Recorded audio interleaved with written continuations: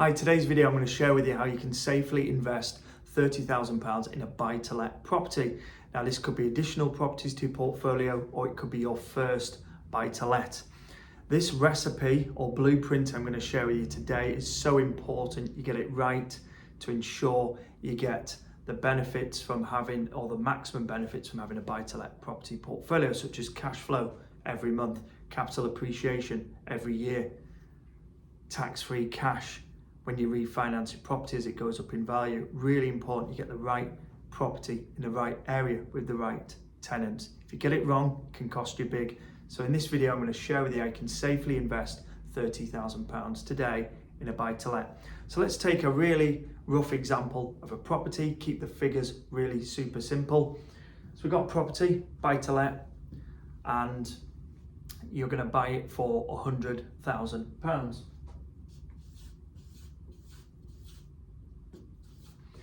There's going to be some costs. So you're going to buy this with a mortgage. Now, a mortgage company is going to require you to put in a deposit, and they're going to lend you typically 3/4 of the property's value. So they're going to lend you 75%.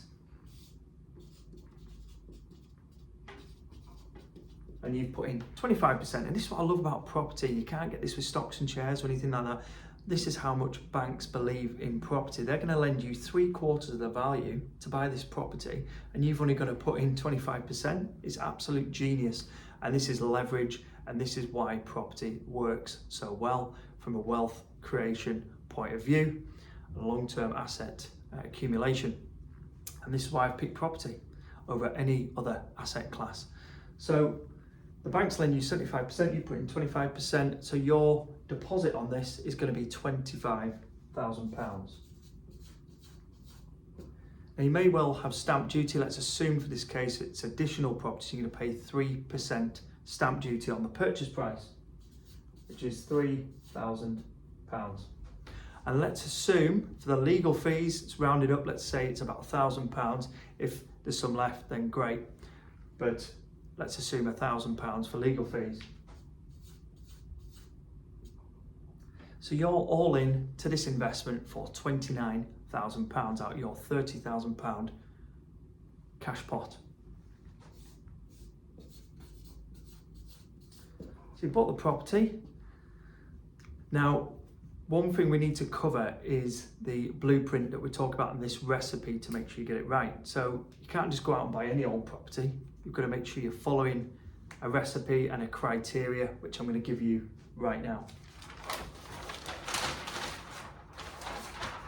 So some of the key takeaways or key parts to this recipe, number one is capital appreciation. You want to make sure you're going to get capital growth.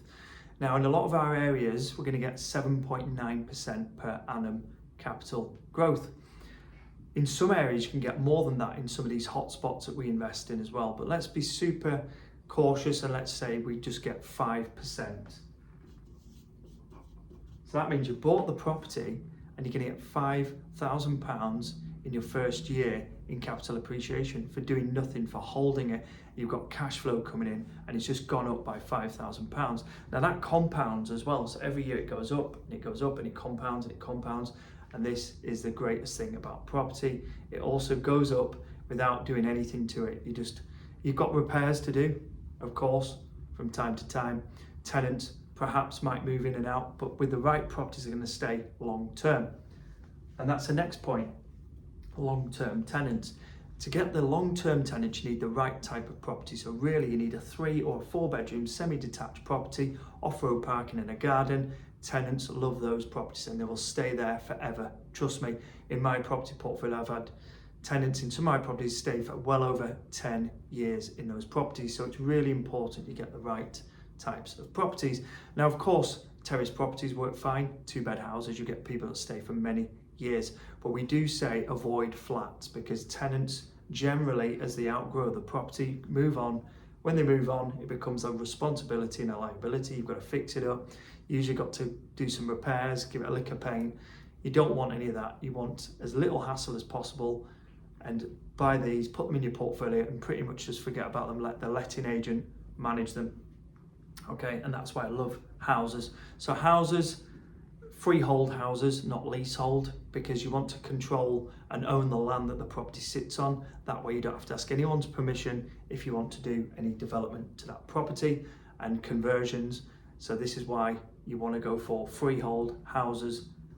And like I say, ideally the semi-detached ones work really well, okay? So that's what you're going to be looking for, 3 and 4 beds. High yielding properties, now it's important you get the yield percentage right. Now in central London where I am today, where I'm doing this video, it is typically 2 to 3% you're going to get as a gross yield. Now with interest rates going up, if you've got mortgages on those properties that are variable rate products, it's going to hurt you really bad. Every time those rates go up, you're going to have to put your hand in your pocket and probably subsidise that asset. Now London, it's a great market for capital appreciation, but for cash flow, it's not. For normal buy-to-lets, that is. So what we do is we look for areas outside of London with a 7 to 10% gross yield, typically in the north. Anywhere north of Birmingham, we've got hotspots we invest in. And we're going to look for 7 to 10% gross yield. Now, a very simple calculation. You take the gross annual rent of the property. So let's say this property rents out for £700 per month, times that by 12, divide that by what you've paid for it, which is 100,000, times by 100, and that will give you the gross yield. Now the top tip and the parameters for you is between 7 and 10%. If it's any less than that, we disregard it. If it's any more than that or too high, we disregard it, because if it's too high, you're going to get possibly problem tenants. The property value is too low. You're going to get high turnover tenants are going to damage the property. You can have lots of issues like that. If the yield's too low, like in London, when interest rates go up or the mortgages are on the properties, you're not going to maintain a cash flow position where you want to make net cash flow. So 7 to 10% is what you need. Now the cash flow on each property needs to exceed net after all your costs, I would say around about £150 per month. Because remember, as your portfolio grows, that number grows, rents also increase every year, and we increase our rents where possible. We don't do it to all our tenants because it's a bit unfair on some of them that can't afford the increases, but where possible, we'll increase the rents by 5% per year, which is very fair because rents at the moment, you've probably realised, are going absolutely through the roof.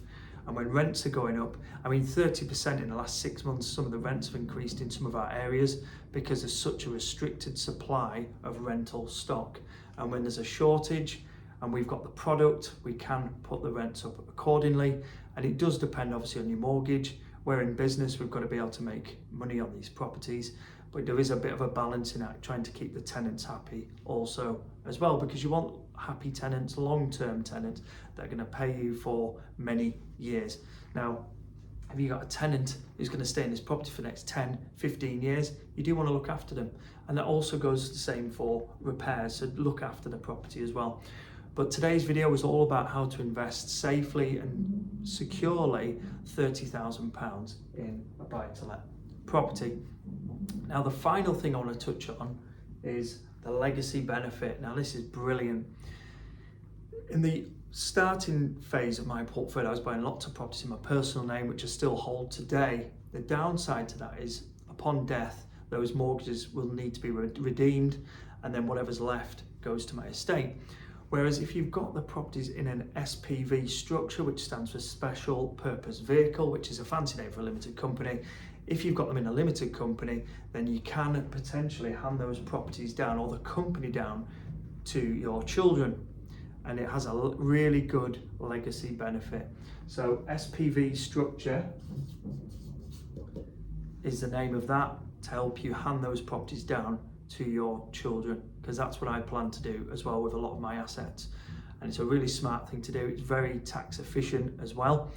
And just a point on the capital growth, as the capital goes up on the properties and you're making equity, some people think, well, I'll just sell some of them and make some of the cash, capital appreciation. The problem with doing that is you're crystallizing the profit. You're never going to get paid any more money from that asset again. And also you're going to pay tax. So if it's held in a company, you'll pay corporation tax. If it's held personally, you're going to pay capital gains tax. And those reliefs recently on capital gains tax have been tapered, so you're not going to get very good relief on that. So the smartest thing to do, and what we do, is we refinance our property. As it goes up in value, we refinance at a higher value and we extract tax-free cash from that asset. Very clever, and it's tax-free because it's classed as debt, but it's good debt because somebody else is paying for it, the tenants. And as it goes up, our rents are going up, because when you refinance, your monthly payment on your mortgage will increase slightly. Now, to compensate, this is where your 5% rent increases come in. So if you're putting that up, then you're maintaining a cash flow position.